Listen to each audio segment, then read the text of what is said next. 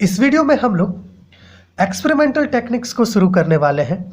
देखिए, experimental techniques 4 year programme और 3 year programme दोनों में ही एक स्किल इन्हेंसमेंट कोर्स की तरह दिया हुआ है। हमारा जो फिजिक्स ऑनर्स का सिलेबस है उसमें देखिए, एक्सपेरिमेंटल टेक्निक्स के अंडर में जो सबसे पहला यूनिट है मेजरमेंट्स, उसे ही हम लोग आज इस वीडियो से शुरू करेंगे।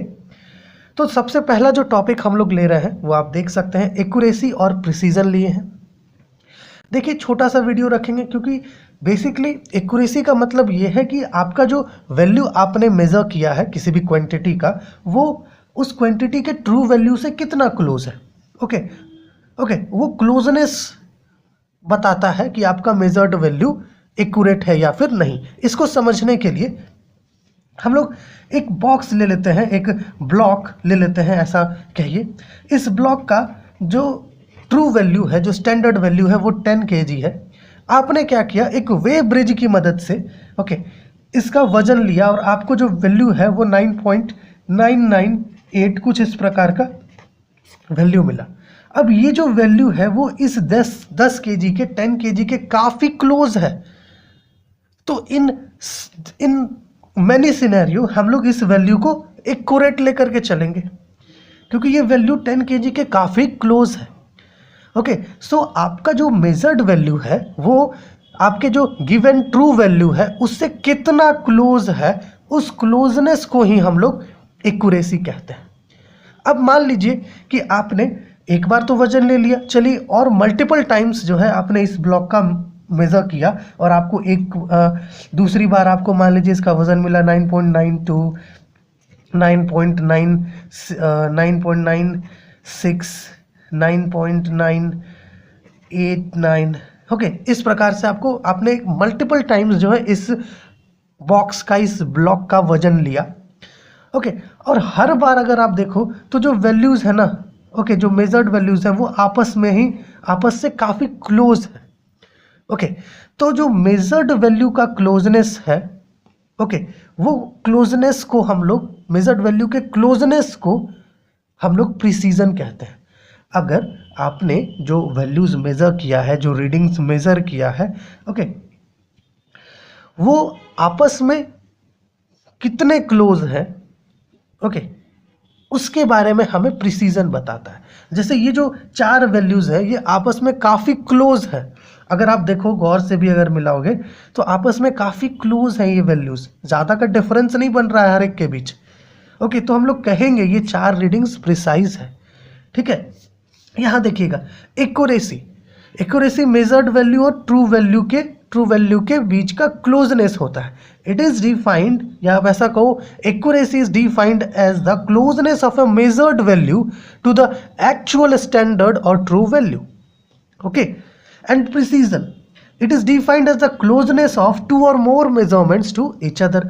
आपने जो मेजरमेंट्स किए हैं 2-4 बार, वो मेजरमेंट्स आपस में किस प्रकार का क्लोजनेस रखते हैं, उनका जो डिग्री ऑफ क्लोजनेस है उसे हम लोग प्रिसीजन कहते हैं।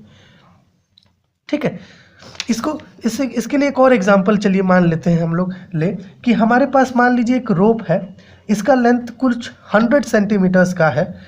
तो हम लोग क्या करते हैं, इसको एक टेप की मदद से या स्केल की मदद से मान लीजिए मेज़र करें। ठीक है, तो कभी हमें इसका लेंथ मिलता है 99.9, कभी मान लीजिए इसका लेंथ हमें मिलता है 98.9, कभी इसका लेंथ मिलता है 98.8, कभी मिलता है 99.7। तो इन चारों में से जो सबसे क्लोज वैल्यू है 100 सेंटीमीटर के, वो है 99.9। तो इस वैल्यू को हम लोग एक्यूरेट लेंगे। ये जो वैल्यू है ये एक्यूरेट है। ठीक है, और क्योंकि ये सबसे ज़्यादा क्लोज है, जो वैल्यू ट्रू वैल्यू के जितना क्लोज होगा वो उतना एक्यूरेट होगा। ठीक है, उसी प्रकार से ये जो 4 वैल्यूज अगर आप देखो, ये 4 वैल्यूज भी आपस में काफ़ी क्लोज है ना। तो ऐसा कह सकते हैं कि ये जो मेजर्ड वैल्यू है, ये मेजर्ड वैल्यू भी आपस में काफ़ी क्लोज है। सो ये वैल्यूज प्रिसाइज है। मतलब जो भी रीडिंग्स या मेजरमेंट्स आपने लिए हैं, अगर वो मेजरमेंट्स आपस में काफ़ी क्लोज है, उनका जो डिग्री ऑफ क्लोजनेस है वो काफ़ी है, क्योंकि है ना, डिग्री ऑफ क्लोजनेस जो है वो बहुत है। ओके, तो इस केस में उस केस में जो वैल्यूज़ है वो प्रिसाइज होते हैं। जैसे यहाँ पे देखो तो ज़्यादा का डिफरेंस आपको नहीं मिलेगा हर एक रीडिंग्स के बीच, ठीक है। सो डेफिनेशन ऐसा ही कह रहा है। तो यहाँ तक आप समझ गए कि एक्यूरेसी क्या होता है, प्रिसीजन क्या होता है, ठीक है। अब चूंकि यहाँ पर एक्यूरेसी में अगर आप गौर से देखो तो हमने जो डेफिनेशन लिखा है वो लिखा है कि जो मेजर्ड वैल्यू और ट्रू वैल्यू, मेजर्ड वैल्यू आपका ट्रू वैल्यू से जितना क्लोज होता है उसको हम लोग एक्यूरेसी कहते हैं। लेकिन ये जो क्लोजनेस है ना, ये एक गैप को दर्शा रहा है, मतलब मेजर्ड वैल्यू और ट्रू वैल्यू के बीच एक गैप को दर्शा रहा है क्लोजनेस। इसी गैप को हम लोग एरर कहते हैं, जो हम लोग आगे पढ़ेंगे, ठीक है। क्योंकि देखो जैसे ये वैल्यू बहुत एक्यूरेट है अकॉर्डिंग टू दिस 10 kg, लेकिन इन दोनों के बीच क्या है, 0.002 का डिफरेंस आ रहा है ना, इतना का डिफरेंस आ रहा है, ठीक है, ठीक है। तो ये जो डिफरेंस है इसे ही एरर कहते हैं, वो हम लोग आगे देखेंगे। यहाँ पे हम लोगों ने छोटा सा कंपैरिजन भी किया है, आप स्क्रीनशॉट लेके रख सकते हो अपने पास। एक छोटा सा कंपैरिजन भी किया है एक्यूरेसी और प्रिसीजन का। एक्यूरेसी जो है ट्रू वैल्यू को एम करता है, मतलब जो भी मेजर्ड वैल्यू है ओके वो ट्रू वैल्यू के कितना क्लोज है।